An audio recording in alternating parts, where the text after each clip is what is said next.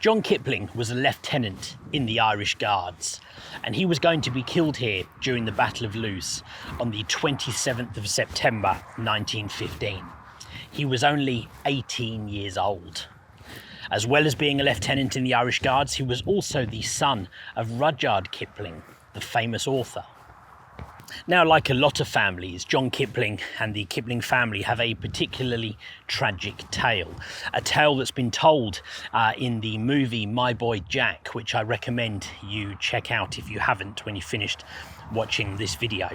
Now, we've talked about missing men before. There were so many missing men during the Great War, and unfortunately on the 27th of September 1915, John Kipling was going to become one of them. He was going to remain missing until 1992.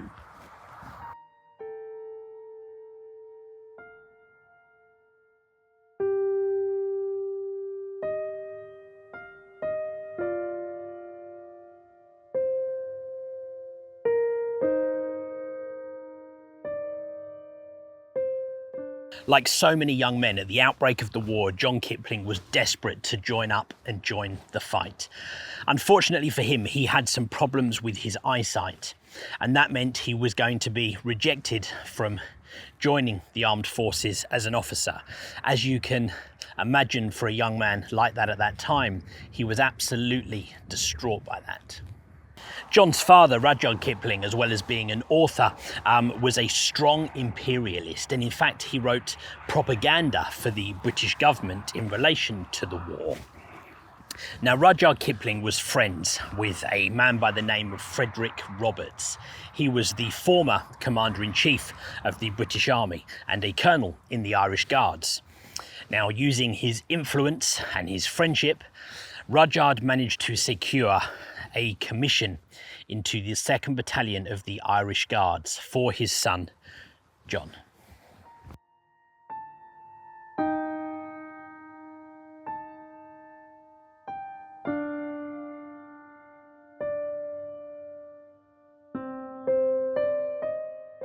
John Kipling arrived in France in August 1915, and it wouldn't be long at all before he would go into the fight here at Loos.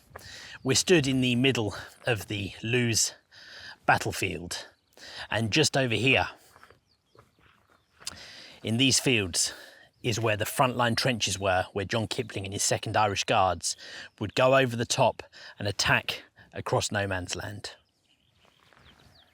So this area we're looking at now is out in the middle of the Loos battlefields, and the front lines ran through this area, and just out here ahead of us in this direction is where John Kipling and the 2nd Irish Guards would have gone into the attack. They would have been attacking across towards Loos. You can see the famous double crassier over here on the Loos battlefield. Now, accounts of what happened next differ. Some suggest that John went forwards towards the Germans, and others claim that him and his men headed out and then headed left.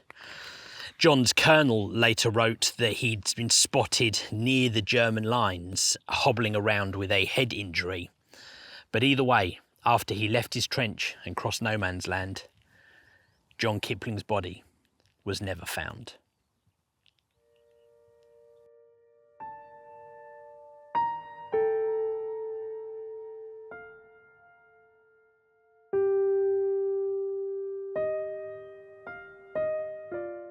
Like so many other families, John's parents, Rudyard and Caroline, were going to receive a telegram to let them know that their son was missing in battle. And again, like all those other families, they were going to be left with that horrible, empty feeling of not knowing what had happened. Were they dead? Were they missing? Were they taken prisoner? The family started on a 4-year search to try to find out what had happened to John. They met with senior officers, they met with his comrades, they even got in touch with senior German officials using Rudyard Kipling's influence to try to find out if he had indeed been registered as a prisoner. All the way through to the end of the war, they desperately searched, trying to find out what had happened to him, in the hope that they could seek some kind of closure. Even if it turned out that he had been killed, at least they would know.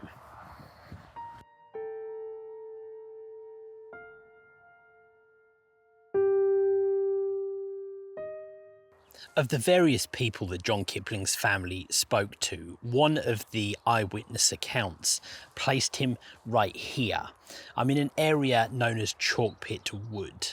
So out here across the fields is where the starting point was for the 2nd Irish Guards, and the men had moved forwards into this area here at Chalkpit Wood. And one of the sightings by Captain J.B. Bird of the 2nd Irish Guards, who wrote to Rudyard and Caroline, and he said, 2 of my men say they saw your son limping just by the red house.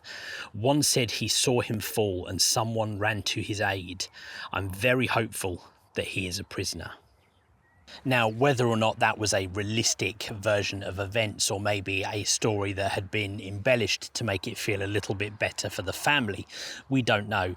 But what we do know is a year later, there was another account which also placed John in this area right here.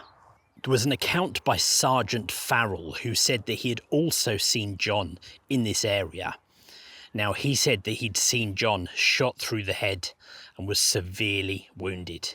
He said he carried John back towards the northwest corner of this area, where he sadly assumed John was dead and he'd left his body.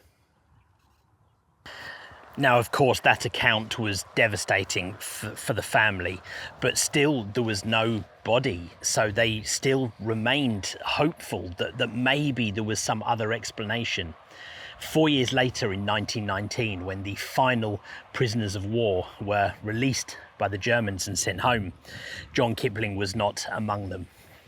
And it was at that stage when the family finally had to start coming to terms with the fact that John was most likely killed.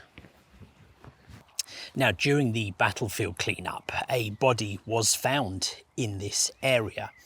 Unfortunately, the body couldn't be identified, but from the uniform and insignia, they identified that it was a lieutenant of the Irish Guards. Tragically, though, during the recording of that find, there was some kind of administrative error, and the map reference, rather than being this place here, was logged down as being somewhere 3 miles away from here. And that meant that the body here wasn't linked to John Kipling. So that body that at the time was an unknown soldier was brought here and marked as an unknown lieutenant of the Irish Guards.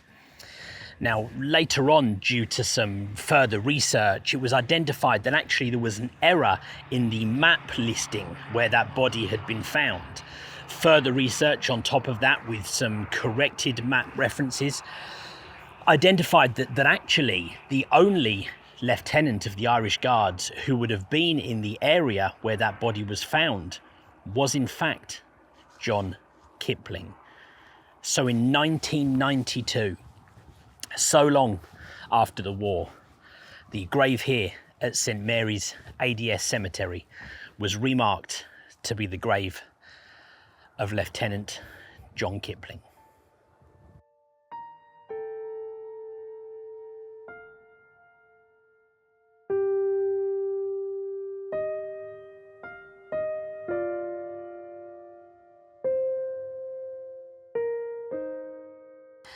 Now, there are still some doubts and disputes even as to whether or not this is the grave of Lieutenant John Kipling.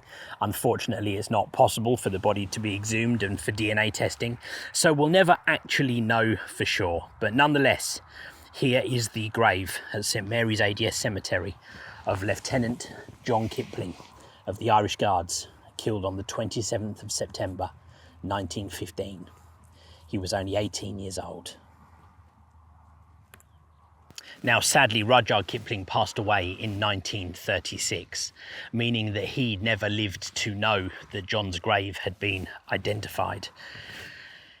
After the war, Rudyard Kipling suffered with tremendous guilt. Obviously, he had a role to play in John being able to sign up and come and fight in the war. Even though that was what he wanted, you can imagine as a father the guilt that he must have lived with.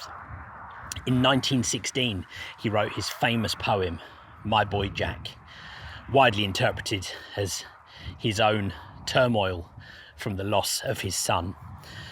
On the back of that poem and the story, there's been the movie My Boy Jack, which I really recommend you checking out if you want to learn a bit more about John Kipling's story. It's a really good movie, a good Great War movie that's sometimes not recognised, but it's really worth checking out. Now, of course, John is just one of thousands of missing men just from the Battle of Loos, let alone thousands and thousands more missing men from the wider Great War. Now, of course, those stories don't get told. They don't get turned into movies. But at least this one has, and we get to find out more about the story and more about the story of John Kipling.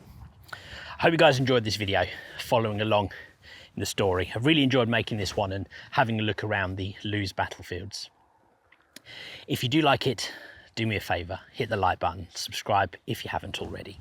If you'd like to support the channel, there's a couple of ways you can do that. You can check out my Patreon, where I'm going to be posting some behind the scenes stuff of the different bits that I get up to. I'm going to start like a live chat on that Patreon as well at some point. Need to get a few more people on there first. If you'd like to buy me a coffee, you can do that too. There's a link in the description for that one if you'd rather just make a one-off donation. But in the meantime, guys, thank you very much for watching, and I'm going to see you on the next one.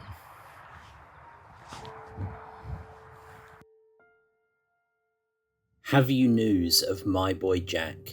Not this tide. When you'd think that he'll come back? Not with this wind blowing, and this tide. Has anyone else had word of him? Not this tide. And for what is sunk will hardly swim, not with this wind blowing, and this tide. Oh dear, what comfort can I find?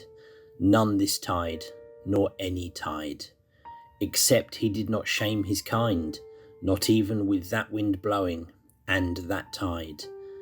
Then hold your head up all the more, this tide and every tide, because he was the son you bore, and gave to that wind blowing, and that tide.